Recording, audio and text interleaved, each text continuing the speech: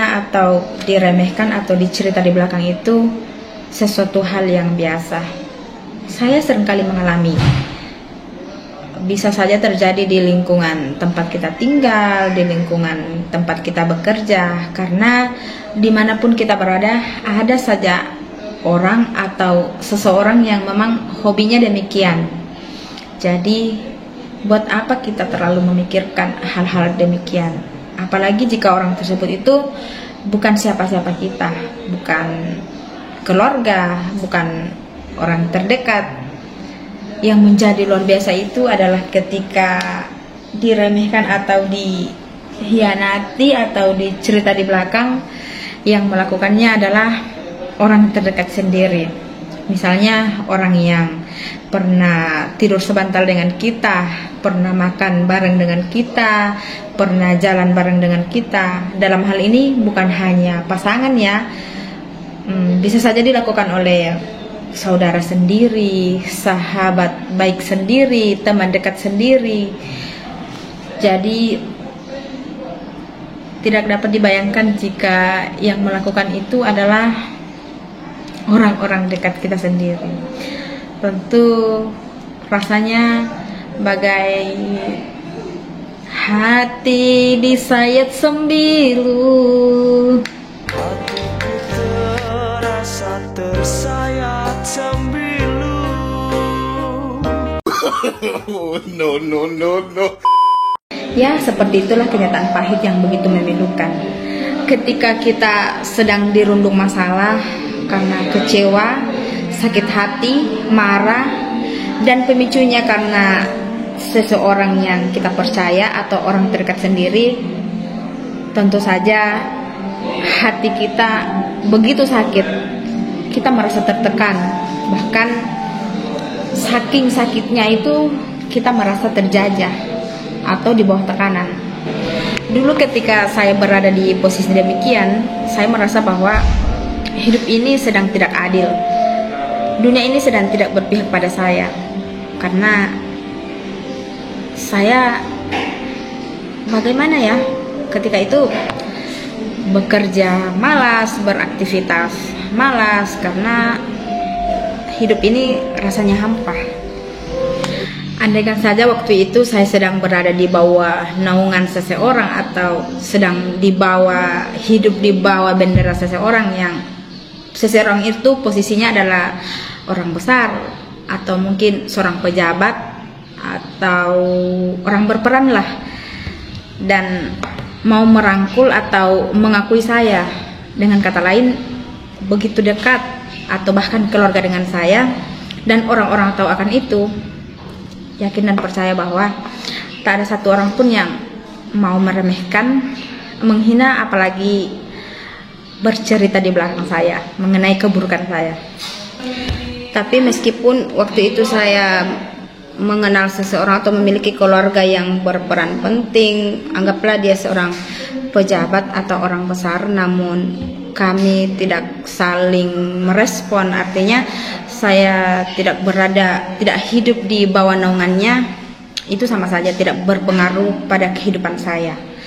Begitupun sebaliknya, meskipun saya tidak ada hubungan sama sekali dengan seseorang yang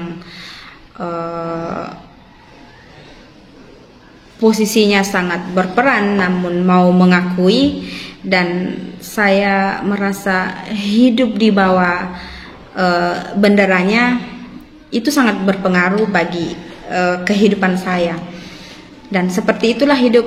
Kadang kita dianggap, kadang kita dihargai, kadang kita merasa hidup karena sesuatu hal, karena orang lain, karena ada sesuatu yang membuat kita untuk dianggap.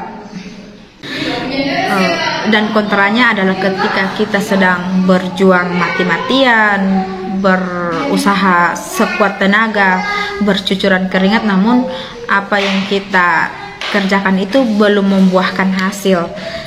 Di saat itulah orang-orang jangankan menganggap atau mau melihat, menoleh saja pun tidak mau. Tak bisa dipungkiri bahwa hampir semua orang menginginkan untuk bisa menjadi sukses, bisa hidup mandiri, dan buktinya di lingkungan kita sendiri banyak yang berhasil seperti itu, dan ada juga yang belum berhasil. Saya terlahir dari keluarga yang sederhana, biasa-biasa saja dan tak ada yang istimewa.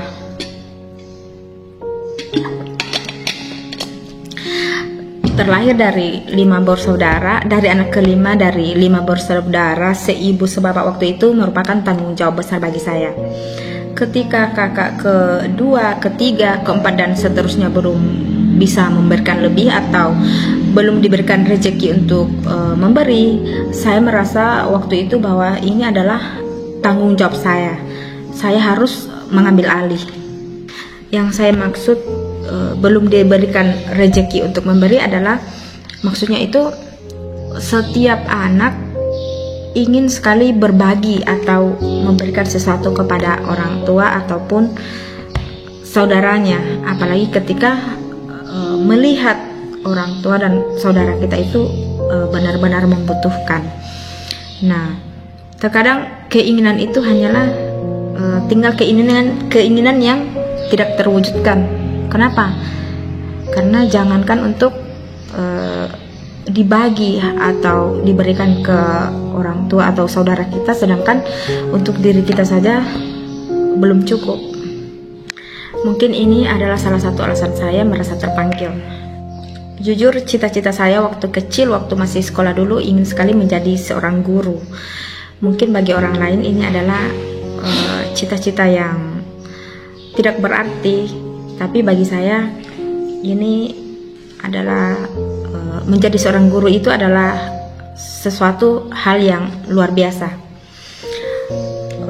Saya lahir dan saya dibesarkan dan disekolahkan oleh seorang kakek yang profesinya adalah seorang guru, dan kami bersekolah, kuliah, biaya hidup kami itu berasal dari gaji seorang guru. Dan saya adalah saksi bagaimana perjalanan seorang guru. Dari situlah saya merasa bahwa menjadi seorang guru itu sesuatu yang sangat mulia. Makanya sejak kecil, bahkan sampai tamat SMA itu saya bercita-cita ingin sekali menjadi guru, namun tidak tersampaikan, tidak terwujud. Meskipun saya gagal jadi seorang guru setelah melewati pendidikan di SD, SMP, SMA sampai perguruan tinggi, saya berhasil menjadi seorang PNS sesuai keinginan seorang kakek saya yang telah merawat dan membesarkan saya ketika kecil. Di sini saya akan bercerita mengenai banyak hal tentang kehidupan, pengalaman, kebahagiaan, tertawa, berkumpul bersama keluarga itu merupakan pengalaman yang biasa menurut saya, karena hampir setiap orang pernah bahkan seringkali mengalaminya. Namun pengalaman yang langka itu adalah ketika kesulitan, kepahitan, penderitaan, tersiksa itu, apalagi muda-mudi, anak muda itu jarang mengalaminya. Dan seperti itulah yang pernah terjadi dan mewarnai kehidupan saya. Kenapa saya ingin berbagi demikian? Karena saya ingin memberikan inspirasi atau menginspirasi bagi kalangan muda-mudi agar tidak terjadi apa yang pernah saya alami.